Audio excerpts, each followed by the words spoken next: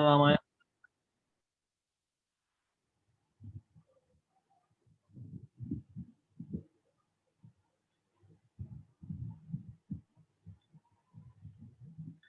चलिए, तो last session में हमने जहाँ पे एंड करा था, आज भी उसी से आगे बढ़ते हैं। देखो, थोड़ा सा डिटेल में तुम लोगों को क्लासिफिकेशन को के लिमिट को हम दिखाते हैं, कितना बड़ा होता है क्लासिफिकेशन। फोटोऑटोट्रॉपिक न्यूट्रिशन अगेन दो तरह में ब्रेक होता है। बस सुन लो, टेंशन मत लेना, नहीं समझ में आएगा। एक होता है फोटोलिथोट्रॉपिक।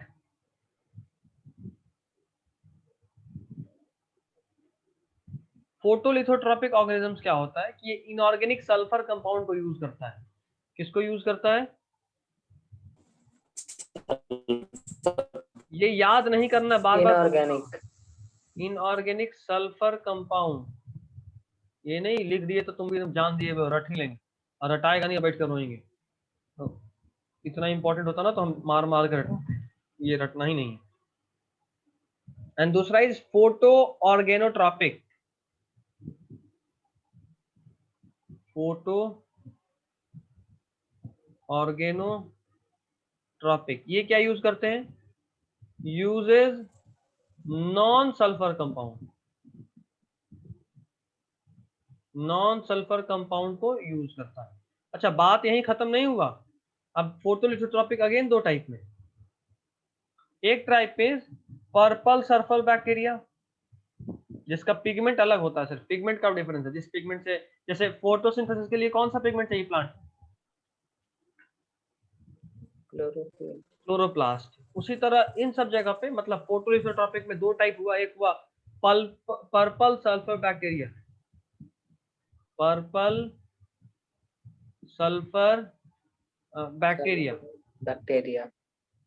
इसमें जो पिगमेंट होता है वो पिगमेंट होता है बैक्टीरियो परप्यूरिन, ठीक है, और थोड़ा अलग तरीके से ये एनर्जी गेन करता है। और दूसरा type is green sulphur bacteria, green sulphur bacteria. इसमें जो पिगमेंट होता है वो होता है बैक्टीरियो विरिडीन। तो दो अलग अलग पिगमेंट हो गए, उस पर क्लासीफाई हो गया अलग अलग तरीके से। अच्छा, फोटो ऑर्गेनोट्रॉपिक में अगर आए फोटो कीमो, अच्छा कीमोट्रॉपिक तो बचा ही हुआ। फोटो ऑर्गेनोट्रॉपिक में है तो ये अगेन दो टाइप का यहाँ पे होता है। एक पर्पल नॉन सल्फर बैक्टीरिया, और दूसरा होता है ग्रीन नॉन सल्फर बैक्टीरिया। मतलब बस इसी के नाम में नॉन नॉन जोड़ देना है। पर्पल नॉन सल्फर बैक्टीरिया होगा एक टाइप यहाँ पे, पर्पल नॉन सल्फर बैक्टीरिया, पर ग्रीन नॉन सल्फर बैक्टीरिया। और पिगमेंट भी सेम ही होता है, पिगमेंट भी सेम ही होता है। एक में बैक्टीरियो परप्यूरिन और दूसरे में बैक्टीरियो विरिडिन।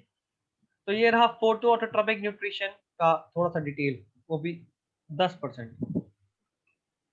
आपको सिर्फ ये याद रखना है, ये याद रखना है, ये याद या ये याद नहीं रखना है। ये सिर्फ हम आपको एक झलक दिखाए कि आगे आपको क्या क्या मिल सकता है। ठीक है, आप इसको कॉपी में नोट करेंगे, आप इसको कॉपी में नोट करेंगे, और बगल में इस पूरे को बॉक्स में इस तरह से देखो, ऐसे एक बॉक्स में बंद कर देंगे। लिखने के बाद लिखेंगे जरूर, और लिखेंगे extra for NEET as well as board. ना नीट में आएगा ना बोर्ड में आएगा। ये क्यों पढ़े हम? ये सिर्फ इसलिए पढ़े कि अगर आगे आप कहीं कभी और ग्रेजुएशन लेना में जाना पड़ गया या कोई और फील्ड पकड़े तो आपको दिक्कत ना हो कि ये एकदम अलग चीज आ गया, है ना। क्योंकि मैक्सिमम लोग ग्रेजुएशन में डंडी मारते, पढ़ते ही नहीं। हम खुद नहीं पढ़े 3 साल, लेकिन ये सब चूंकि पढ़े हुए थे तो सब यही सब पूछता है, तो सारा काम हो गया, बिना पढ़े फर्स्ट डिवीजन सब आता था। तो वैसा ही पढ़ाई करना है कि कम से कम कुछ आता हो आपको। उतना डिटेल में तो अब नहीं पढ़ना है, हमारे वक्त में तो बहुत डिटेल था, बट अब जो है जितना है उसी में इतना ही खुश रहना है। चलिए, next is chemo autotrophic bacteria. इसका भी बहुत टाइप है, बहुत टाइप है। कुछ तो ऐसा कि टेंशन दे दें, बट लेट इट बी। हम आपको बहुत ही सिंप्लीफाई वे में, आप क्योंकि झलक आपको दिखा दी आगे की दुनिया, अब वही नहीं रखेंगे, थोड़ा वापस लाते हैं। कीमो ऑटोट्रॉपिक बैक्टीरिया जो है ये ऑक्सीडाइज करता है। देखो, अभी तक हम लोग जो पढ़े वो था फोटो, है ना, फोटो ऑटोट्रॉपिक। मतलब इन सब जैसा भी बैक्टीरिया हो, चाहे सल्फर कंपाउंड को यूज करे चाहे नॉन सल्फर कंपाउंड को यूज करे, बट उसके एनर्जी का सोर्स देखो। अभी बात की क्या चीज खा रहे हैं ये फर्क नहीं पड़ता, क्या चीज से फूड बना रहे हैं ये फर्क नहीं पड़ता, फूड बनाने का एनर्जी कहां से आया इसके बेसिस पे है ये फोटो ऑटोट्रॉपिक और ये कीमो ऑटोट्रॉपिक। यहाँ पे एनर्जी किससे आया, लाइट से। लाइट और यहाँ एनर्जी लाइट किससे से आएगा, केमिकल केमिकल। केमिकल से। तो बस वही बात है, कीमो ऑटोट्रॉपिक में क्या होता है, लिखिए obtain energy for synthesis of food,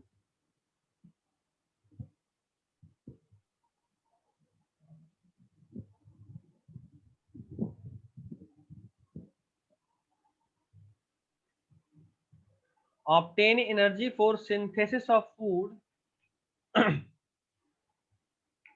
obtain energy for synthesis of food by oxidizing certain inorganic, by oxidizing certain inorganic and या inorganic substances and क्यों आएगा, inorganic substances,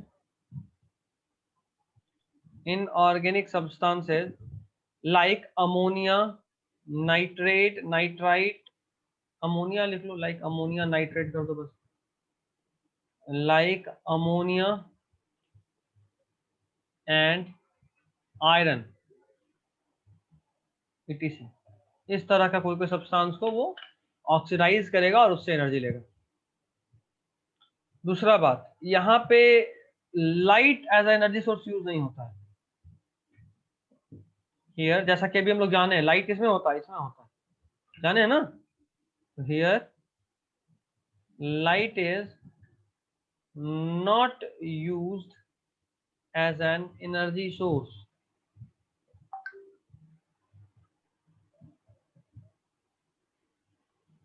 here light is not used as an energy source, energy के source के तौर पर light को हम लोग यूज नहीं कर रहे हैं, ठीक है।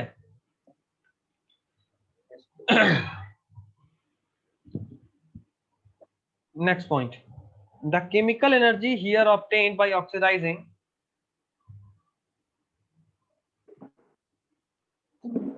the chemical energy here obtained by oxidizing, the chemical energy here obtained by oxidizing is trapped in the form of ATP, is trapped in the form of ATP, is trapped in the form of ATP।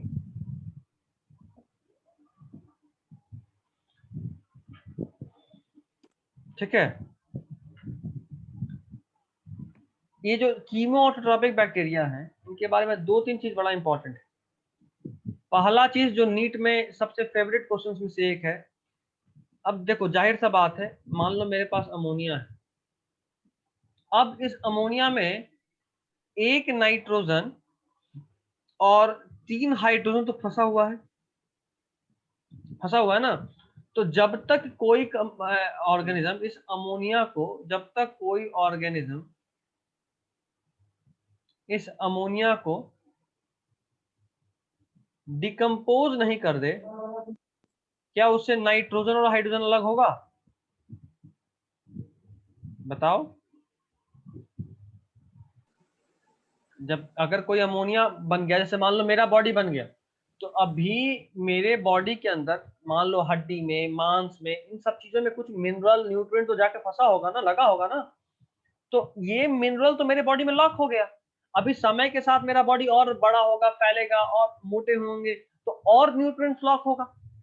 तो मेरे कहने का मतलब सिर्फ इतना है कि nutrients हमेशा ही हमारे बॉडी में लॉक हो रहे होते हैं,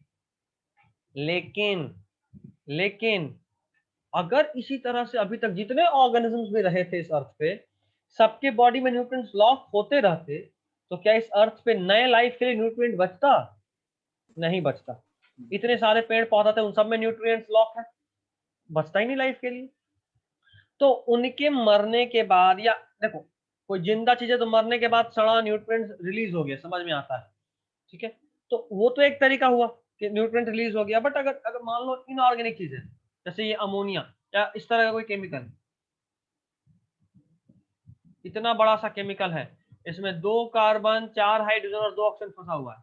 अब जब तक कोई इसको ब्रेक नहीं करेगा तो ये कभी फ्री होगा? धीरे धीरे सारा कार्बन तो एसिटिक एसिड में फंस जाएगा, तो कार्बन हमारे लिए फ्री बचेगा ही नहीं। तो ये जो इनऑर्गेनिक बैक्टीरिया क्या करता है कि इस सब चीजों को, इन सब इनऑर्गेनिक मॉलिक्यूल को ऑक्सीडाइज या रिड्यूस करके इसके अंदर जो एलिमेंट बंधे हुए थे उनको फ्री कर देता है। तो मतलब आप इसको ऐसे बोल सकते हो कि they play a great role in nutrient recycling. देखिए बहुत इंपॉर्टेंट पॉइंट है।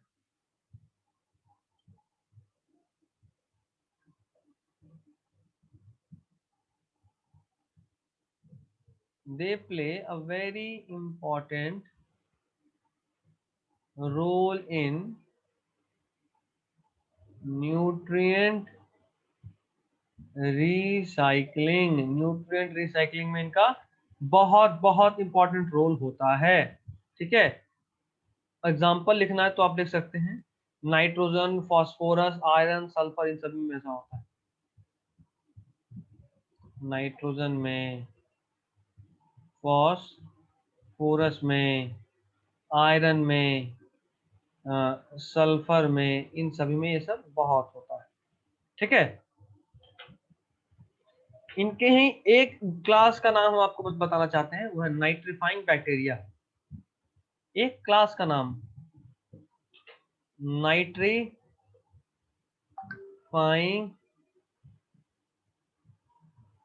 बैक्टीरिया।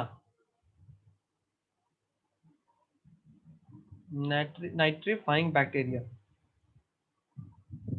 ये अमोनिया को नाइट्रेट में कन्वर्ट करते हैं। कैसे एनर्जी को ऑप्टेन मिलता है? तो ऑप्टेन, ये देखो यहाँ पे सिलेबस का पार्ट नहीं है, एग्जांपल यहीं पे खत्म हो जाता है आपका, बट ये आपको 11th में ही एक चैप्टर मिलेगा, मिनरल न्यूट्रिशन, 11th में ही मिलेगा, वहां पे इसको बहुत डिटेल में पढ़ना है। तो अभी थोड़ा पढ़ भी लेंगे तो कोई लॉस नहीं, क्योंकि यही चीज सेम चीज वहां पढ़ना है, तो रिविजन ही हो जाएगा, कोई टेंशन नहीं। Obtain energy by oxidizing, obtain energy by oxidizing ammonia to nitrate। Ammonia को किसमें कन्वर्ट करते हैं? ये नाइट्रेट में। और इस कन्वर्जन में जो एनर्जी हमको मिलता है उसको हम लोग बोलते हैं मतलब जो एनर्जी मिला उसी से ये अपना फूड प्रोड्यूस करता है। अमोनिया का फॉर्मूला होता है NH3 और उसको कन्वर्ट किया जाता है नाइट्रेट में, जिसका फॉर्मूला होता है NO3-।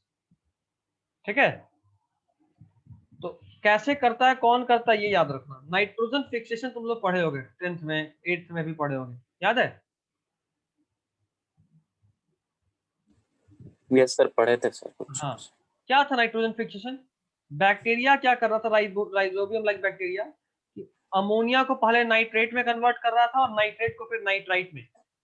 क्योंकि प्लांट नाइट्रोजन को डायरेक्टली एब्जॉर्ब नहीं कर सकता एटमॉस्फेरिक एयर से, इसलिए क्या होता है कि पहले वो अमोनिया के फॉर्म में फिक्स होता है, अमोनिया के बाद वो नाइट्रेट और नाइट्राइट के फॉर्म में कन्वर्ट होता है इन बैक्टीरिया की हेल्प से। और ये नाइट्रेट और नाइट्राइट क्या होता है कि ये वाटर सॉल्युबल होता है। अभी इनके वाटर सॉल्युबल होने की वजह से ये पानी में घुलता है, और पानी में घुलने के बाद इसको प्लांट एब्जॉर्ब कर लेता है। यहाँ तक ठीक है? बोलो यस यहाँ सर। तक दिक्कत नहीं? यस सर, ठीक है। ठीक है, अब जरा उस क्वेश्चन को देख लो बस थोड़ा सा। वाले अमोनिया ना, ये देखो ये अमोनिया है 4NH3, इसमें 7 ऑक्सीजन मिलता है और 4 इलेक्ट्रॉन ऐड किया जाता है। इतना करने के बाद इसको 2 बैक्टीरिया में कन्वर्ट कर सकता है, 2 बैक्टीरिया कर सकता है ऐसा। एक बैक्टीरिया का नाम है नाइट्रोसोमोनास और दूसरे बैक्टीरिया का नाम है नाइट्रोकोकस। ये बड़ा इंपॉर्टेंट है, ये सब एग्जांपल बहुत ज्यादा इंपॉर्टेंट, बहुत ज्यादा इंपॉर्टेंट। अमोनिया ये है, क्या है ये? अमोनिया को नाइट्रोसोमोनास या नाइट्रोकोकस किसमें कन्वर्ट कर सकता है? 4NO2 माइनस में, ये क्या है, ये है नाइट्राइट। तो आपसे क्वेश्चन पूछेगा which of the following bacteria can convert ammonia into nitrite, तो आपको क्या बोलना होगा, या तो नाइट्रोसोमोनास या नाइट्रोकोकस। ठीक है, अब ये नाइट्रोमोनास नाइट्रोकोकस। हाँ, नाइट्रोमोनास और नाइट्रोकोकस। अब ये नाइट्राइट क्या है, इसमें अगर आप 6 वाटर मॉलिक्यूल और मिला दिए और साथ में इसको 2 बैक्टीरिया का मदद करा दिए, जिसका नाम है नाइट्रोबैक्टर और नाइट्रोसिस्टिस। ये सब नाम आप सुने होंगे कभी ना कभी।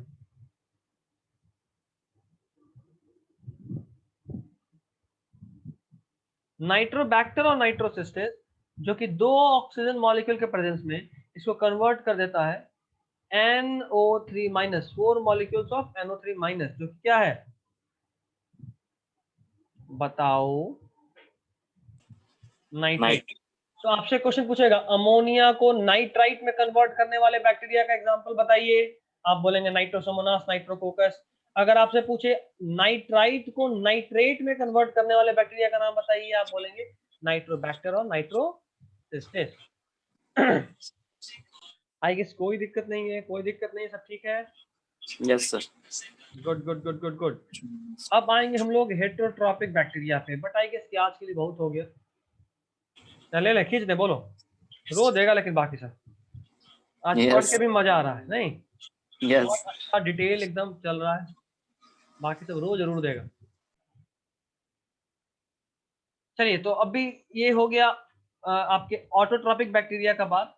बट अभी अभी हमने पढ़ा कि ऑटोट्रॉपिक बैक्टीरिया जो होते हैं ये बहुत कम है। मेजॉरिटी ऑफ बैक्टीरिया कैसे हैं, heterotrophic. Heterotrophic, very good.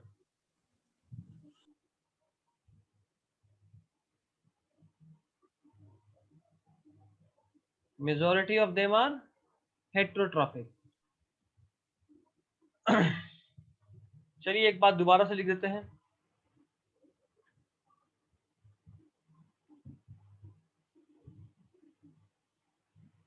Most abundant in nature यही होते हैं। ठीक है, किसी भी चीज से ये न्यूट्रिशन प्रोवाइड कर सकते हैं, किसी भी चीज से न्यूट्रिशन गेन कर सकते हैं। तो अगला पॉइंट लिखिएगा,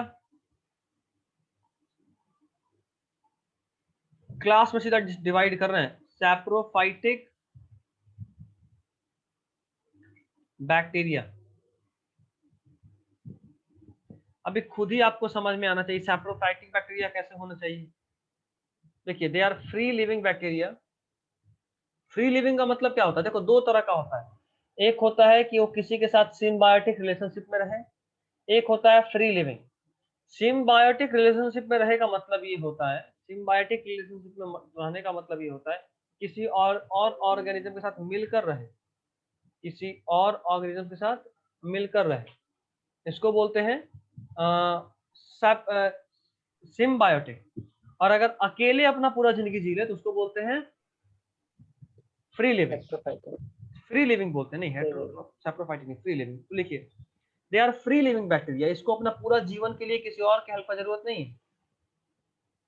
they are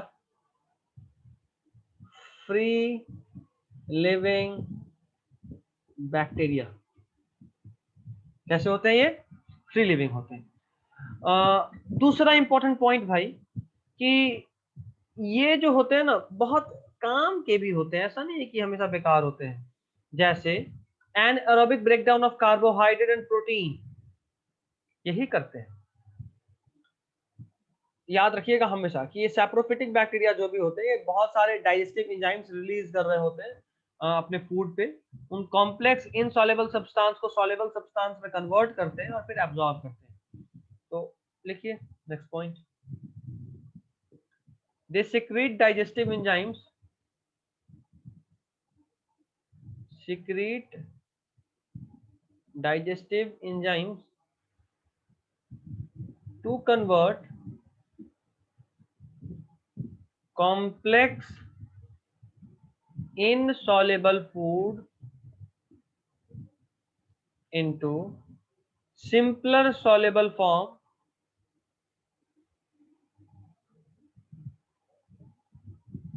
simple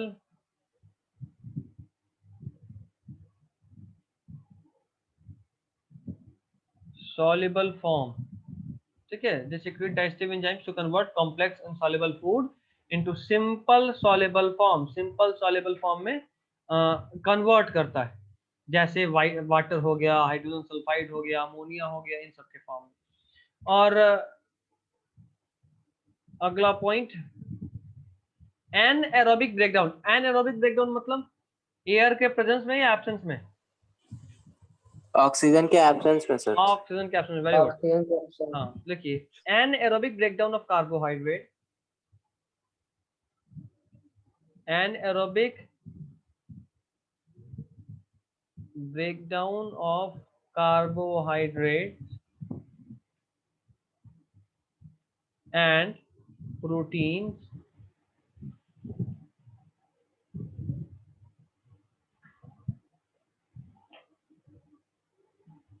anaerobic breakdown of carbohydrate and proteins are termed as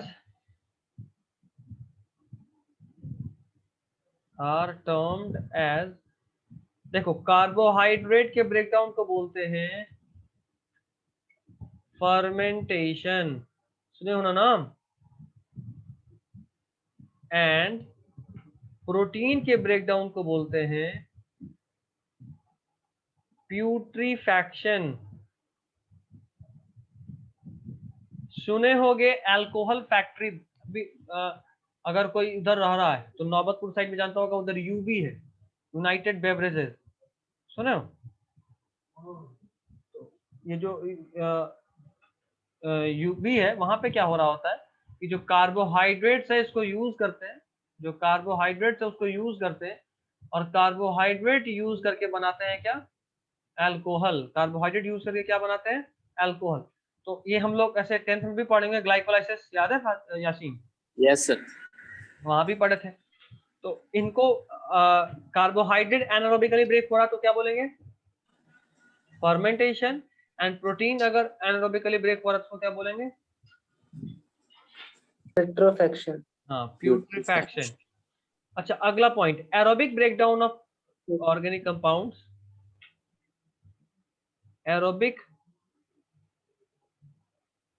breakdown of organic compound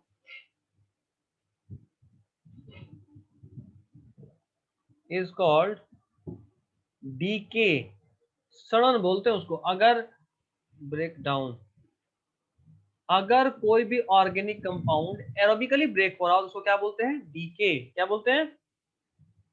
DK. DK. चलिए, आई गेस यहाँ तक कोई दिक्कत नहीं है अभी? No sir.